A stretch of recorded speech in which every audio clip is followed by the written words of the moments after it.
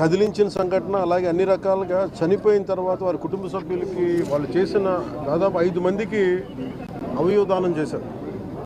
అది మనస్ఫూర్తిగా వాళ్ళందరికీ నేను చేతులెత్తి మొక్కుతున్నాను. ఇది చాలా అరుదుగా చనిపోయిన పుట్టెడు దుఃఖాన్ని గుండెల్లో పెట్టుకొని కూడా అవయవదానం చేసినందుకు వారి కుటుంబానికి, ముఖ్యంగా వారి సతీమణికి, వారి అబ్బాయికి మనస్ఫూర్తిగా నా ధన్యవాదాలు, అభినందనలు ధన్యవాదాలు తెలియజేస్తా ఉన్నాను. అభినందనలు దేనికి అని అంటే, పుట్టెడు దుఃఖంలో మనసులో పెట్టుకొని కూడా ఎదురుగా మన తండ్రి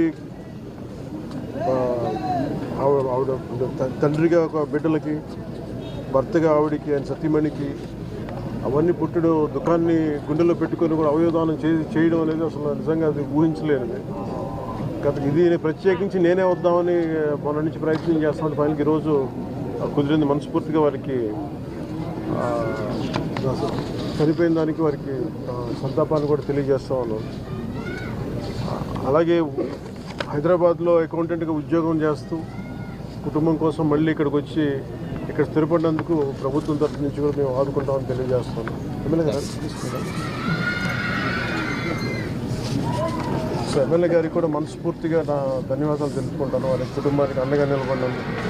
అలాగే కష్ట సమయంలో ఇంక 2-3 సమస్యలు ప్రస్తావించారు. వాటికి కూడా కలెక్టర్ గారితో, ఆర్డీఓ గారితో మాట్లాడి ఖచ్చితంగా సహకరిస్తామని చెప్పారు.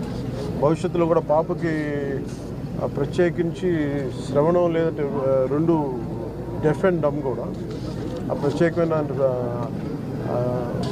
పరిస్థితుల్లో ఉన్న పాప. అందుకే నేను ఏమన్నానంటే, టీటీడీ శ్రవణం అనే ఒక ప్రాజెక్ట్ ఉంది.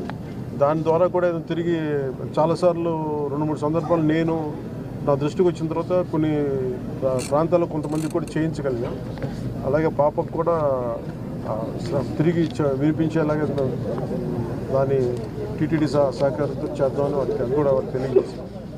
సో ఈ సందర్భంగా దారి పొడవున మచిలీపట్నం నుంచి పెడన దాకా ఇక్కడ దాకా దారి పొడవున వచ్చిన ప్రజలందరికీ, తెలుగుదేశం మద్దతుదారులందరికీ, ఎమ్మెల్యే గారికి, అలాగే జనసేన నాయకులకి, కార్యకర్తలకి, ప్రజలందరికీ కూడా, మద్దతుదారులందరికీ కూడా ప్రత్యేక ధన్యవాదాలు తెలియజేస్తున్నాను. Thank you.